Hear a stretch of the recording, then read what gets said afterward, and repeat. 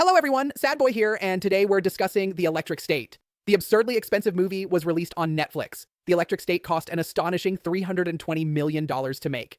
And unfortunately for Netflix, this movie's reception was terrible. The Electric State is currently rocking at 14% on Rotten Tomatoes. But was it really this bad? Or is something else responsible for the bad reviews? For those of you that don't know, this movie is based on a famous graphic novel. The book has a following due to its unique artwork, which perfectly matches the depressing story. People saw the success of this book and figured they could use it as a design style to create a movie. But the problem is, they didn't stay true to the source material, which resulted in a movie that is so disconnected from the original tone that fans immediately rejected this adaptation. I think this initial reaction from fans led to a snowballing cycle of bad reviews. Bad reviews started with actual fans, and then this turned into content creators dogpiling on the movie due to the performance and popularity of negative reviews. But if you assess this movie on its own, without any consideration of the source material, is it really that bad? In my opinion, no, not even close. The story is a little close to the source material. Essentially, it's still about a sister looking for her brother, but where he is, and her companion have been altered. The story wasn't incredible, but it worked as a framework for the viewer to be exposed to the world, which looks amazing. You can really see the budget on the screen, the scenery and robots look incredible.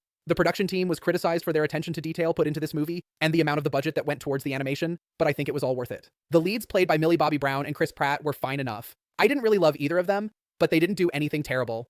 Chris Pratt essentially just played Star-Lord. He is there for mostly comedic effect, and it didn't always work, but some jokes paid off.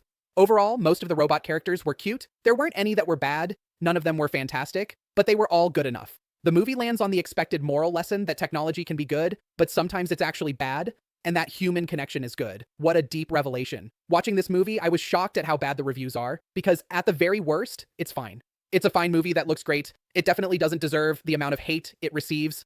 I'm giving The Electric State 3.5 out of 5. Hit like and subscribe, really helps a lot. I linked another video below, so check it out. Thanks for watching and see you next time.